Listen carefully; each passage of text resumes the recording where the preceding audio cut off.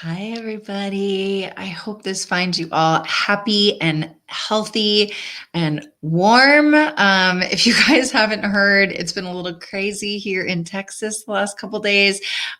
We have a giant snowstorm, which isn't a big deal where I grew up in Connecticut. But here we don't have any plows. Our electrical infrastructure is not really able to handle it. They tried to winterize it, but I guess it didn't work. So we've had people out of power for days on end, out of water, pipes bursting, all the craziness.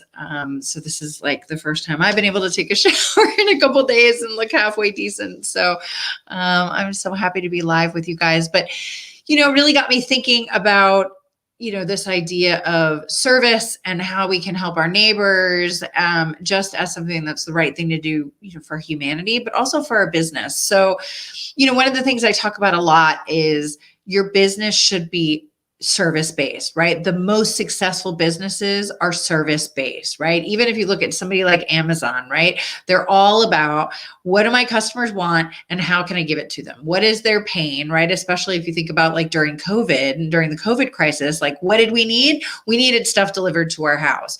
And what did Amazon do? They delivered, literally, right? And so the brands that have the most success are the ones that are service based, right? There's a customer need and you figure out a way that you're going to service those customers, right?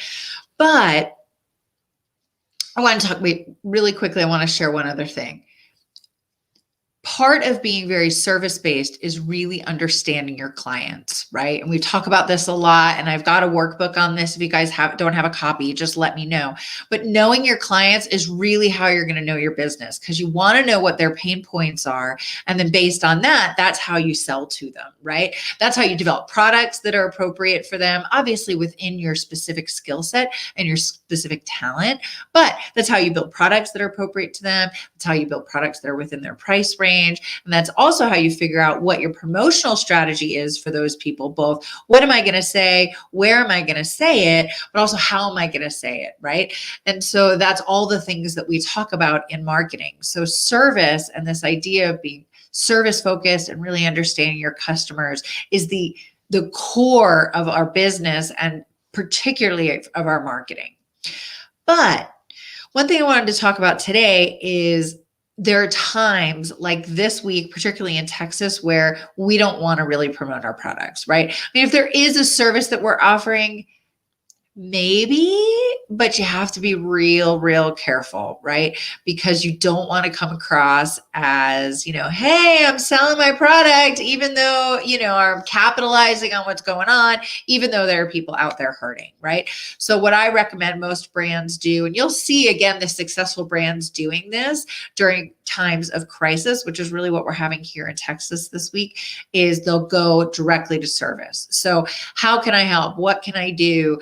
Organizations will start finding ways to do food drives, those types of things. So I encourage you in your business to pull back on your marketing this week. If you're doing business, particularly in Texas, you never hear me say pull back your marketing. You're probably never going to hear it again. So mark it on the calendar, because this is not my thing. But I really believe that this is the right thing to do in a time like this. Pull back on your marketing and really go out and try to find ways to service your clientele, right? Even if it's, can I bring you food? Can we send you something, right? It doesn't have to be aligned with exactly what you do as a company, but find ways that you can support your community.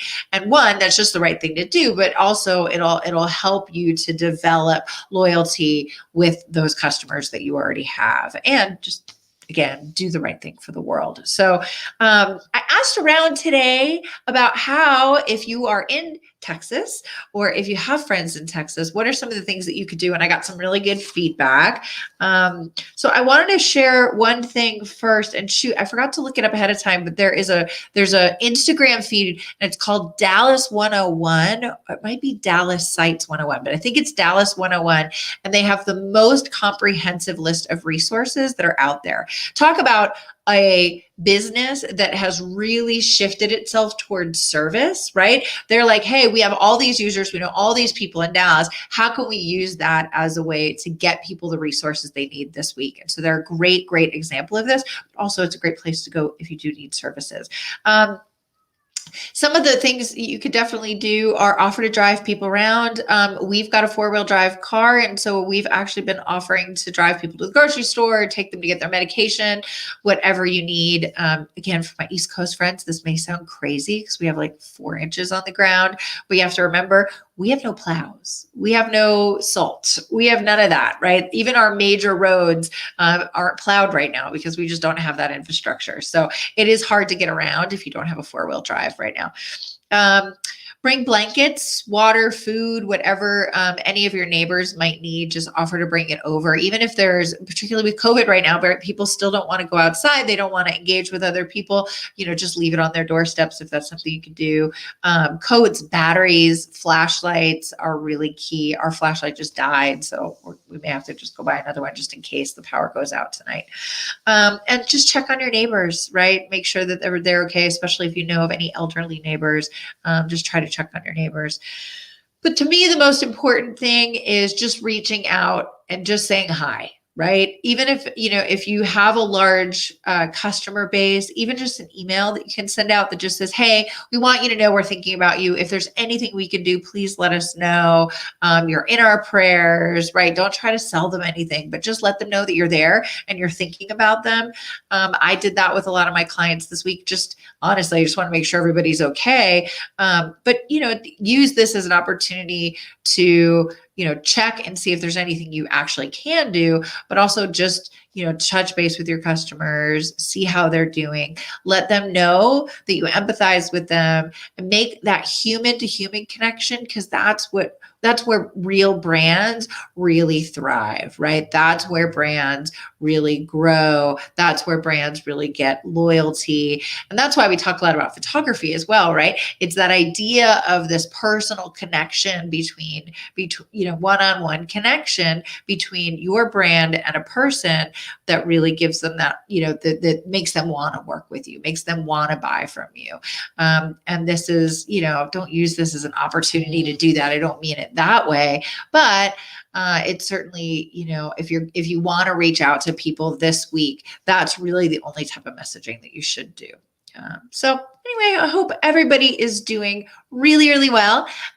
So excited to see you. Hopefully, by Monday, the snow will be melted and all this will be behind us. Seems like people are getting more power this week. So far today, it seems a little bit better for everybody. So thanks so much for being here. And we're going to get back to marketing next week. I've got my Social That Sells Mastermind coming up. So we're not going to talk about that today, but we'll talk about it plenty next week. And I hope you guys are well. Bye.